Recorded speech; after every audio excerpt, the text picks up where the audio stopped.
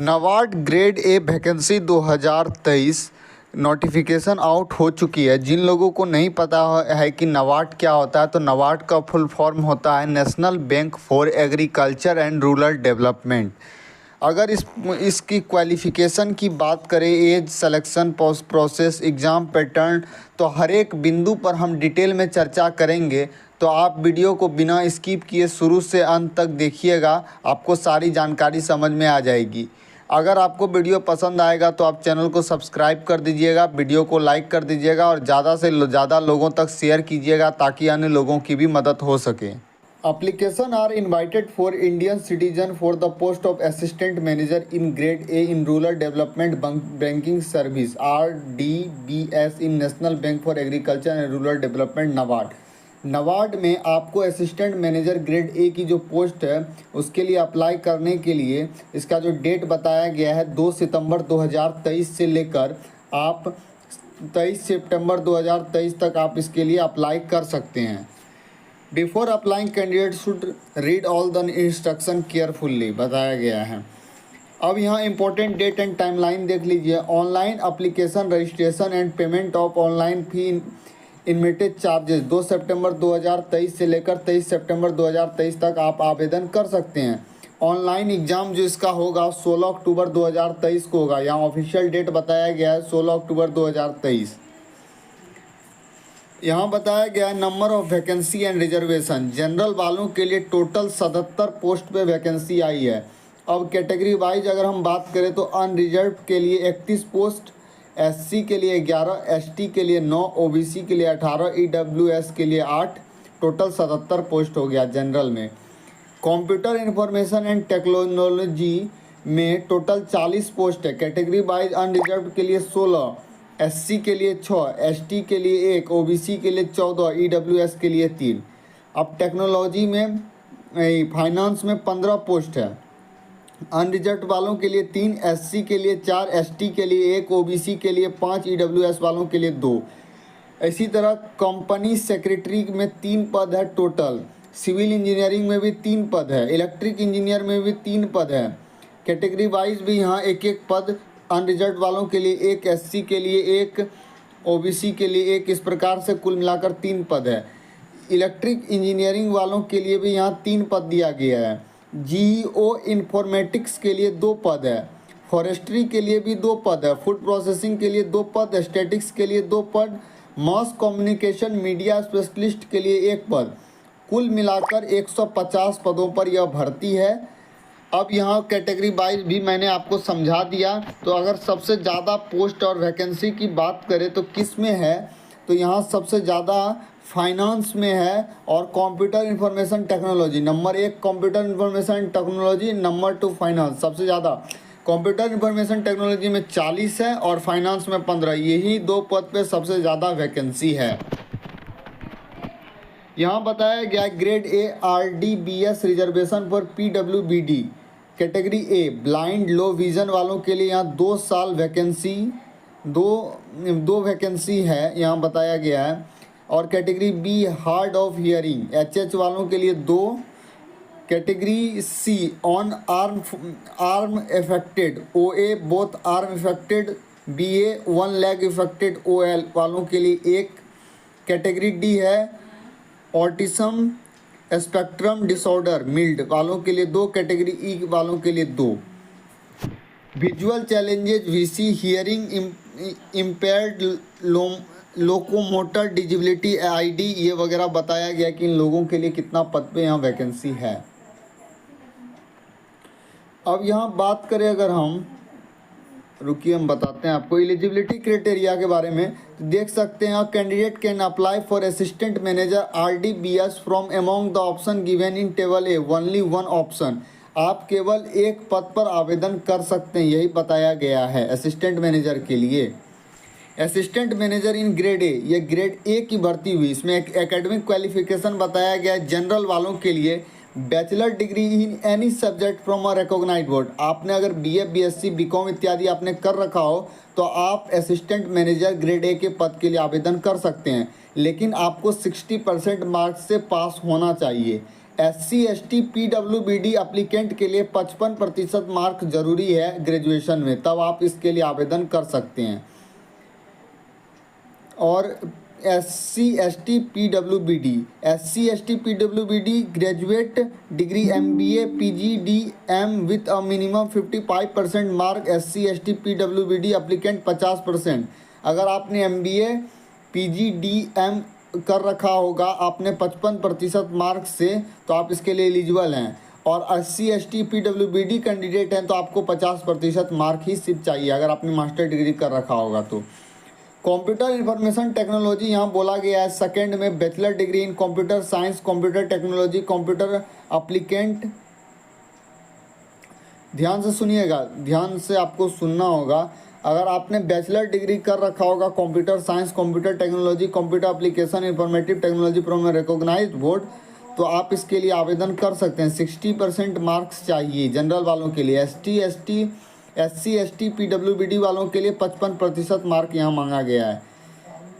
और technology with 55% mark. SC/ST PWBD applicant 50% in a graduate from recognised university. In post graduation में general वालों के लिए 55 और SC/ST PW वालों के लिए 50% बोला गया है।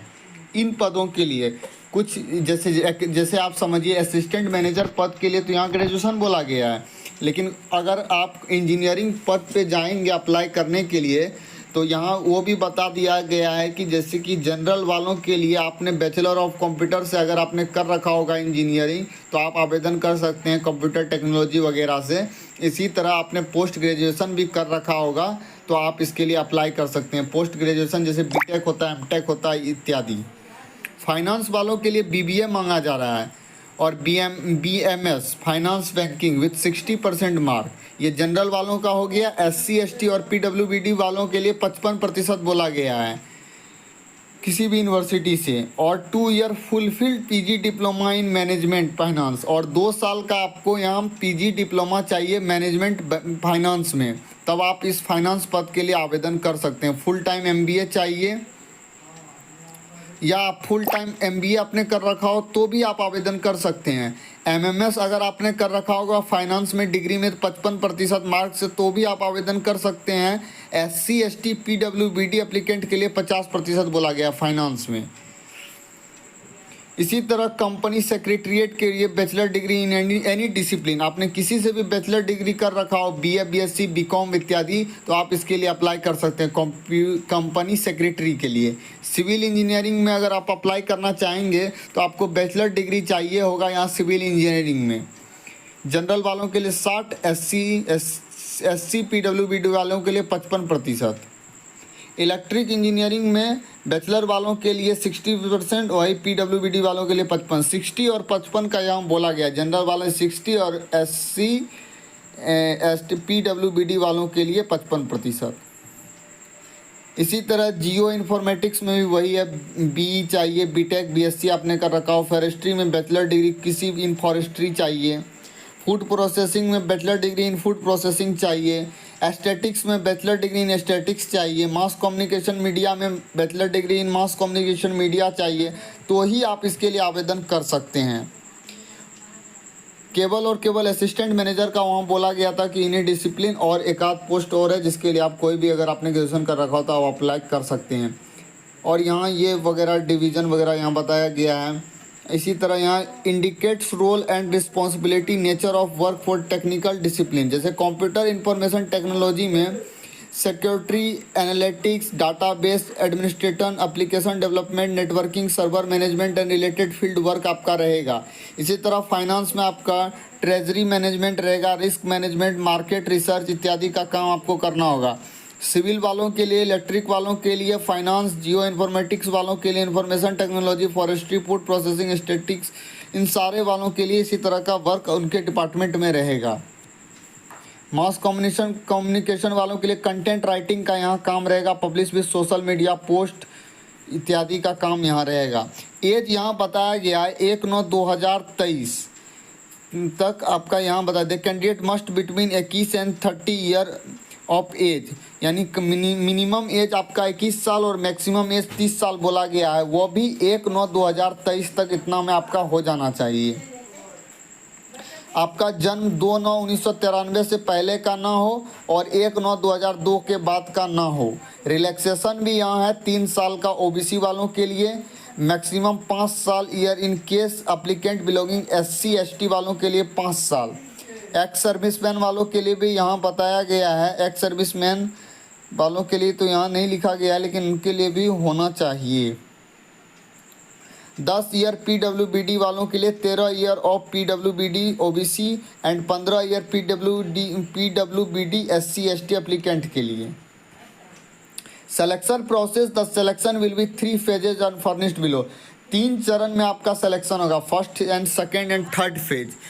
टेस्ट ऑफ रीजनिंग, पहला जो आपका टेस्ट होगा प्रिलिमिनरी एग्जाम जो होगा उसमें आपका टेस्ट ऑफ रीजनिंग लिया जाएगा। 20 क्वेश्चन 20 मार्क, इंग्लिश लैंग्वेज का 30 क्वेश्चन 30 मार्क, कंप्यूटर नॉलेज का 20 क्वेश्चन 20 मार्क, क्वांटिटेटिव एप्टीट्यूड का 20 question 20 mark, decision making 10 question 10 mark, general awareness 20 question 20 mark, ECO SOC issues का 40 क्वेश्चन 40 मार्क्स, एग्रीकल्चर रूलर का 40 question 40 marks, total 200 question पूछा जाएगा 200 marks का।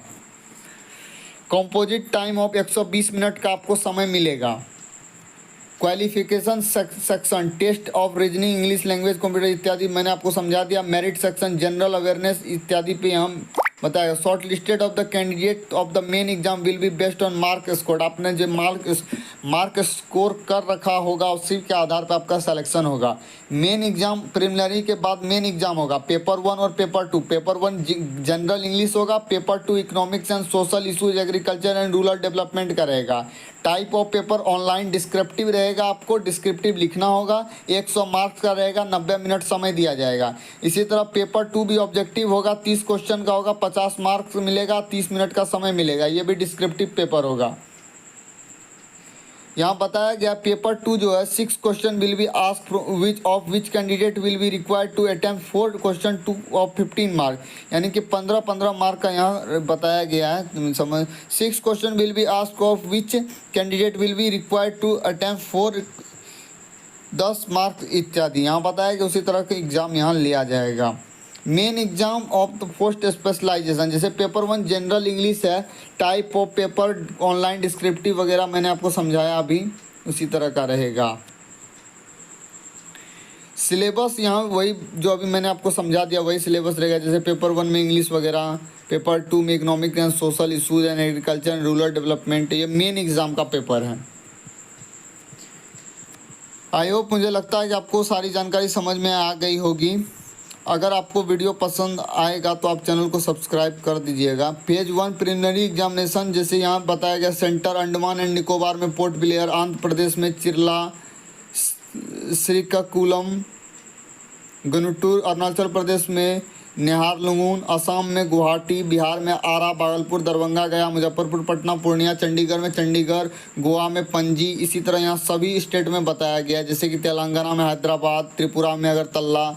यहाँ ये फेज 2 मेन एग्जाम जो होगा अहमदाबाद, गांधीनगर, कलकत्ता, बेंगलुरु, लखनऊ, भोपाल, मुंबई, भुवनेश्वर, दिल्ली, चंडीगढ़, पटना, चेन्नई, पुणे, गुवाहाटी, रायपुर, हैदराबाद, रांची, जयपुर, शिलोंग, जम्मू, यहाँ पे मेन एग्ज़ाम होगा। अप्लीकेशन फ़ी जो SC ST PWBD वालों के लिए है टोटल 150 रुपया, और अदर्स के लिए यहाँ बताया गया 800 रुपया टोटल, इतना आपको लगेगा पैसा अप्लाई करने में। Detail guideline, application, registration, payment फी वगैरह ये सारी चीज़ मैंने आपको तो समझा ही दिया है इस वीडियो में, आपको समझ में आ गया होगा। अप्लाई भी, इसका वेबसाइट भी बताया गया है, जैसे कि आप अप्लाई कर सकते हैं नाबार्ड, www.nabard.org पर जाकर आप अप्लाई कर सकते हैं। और मैं आपको टेलीग्राम में PDF दे दूंगा, तो आप टेलीग्राम खोल के PDF देख लीजिएगा। आप एक बार अच्छा तरह से आपको अगर समझना होगा तो आप पढ़ भी लीजिएगा, और आप टेलीग्राम पे ज्वाइन कर लीजिएगा, ताकि अगर आगे भी आने वाले नोटिफिकेशन वगैरह जो भी इन्फॉर्मेशन होगा वो आपको वहाँ पे मिलता रहेगा। अंकित स्टडी पॉइंट टेलीग्राम चैनल जो है, अंकित स्टडी ऑफिशियल टेलीग्राम चैनल पे आपको मिल जाएगा, और अंकित स्टडी पॉइंट टेलीग्राम 2 है, दोनों को ज्वाइन कर लीजिएगा। अंकित स्टडी पॉइंट वाला आपको उस चैनल पे मिल जाएगा, सेकंड चैनल पे। जनरल इंस्ट्रक्शन, डाउनलोड, कैलकुलेशन वगैरह यहाँ बताया कि ये सब आपका काम का उतना नहीं है। जो मेन काम का था मैंने आपको समझा दिया है और आपको शायद समझ में आ ही गया होगा। जितना मैंने आपको समझाया, आपका कोई भी डाउट नहीं रहेगा।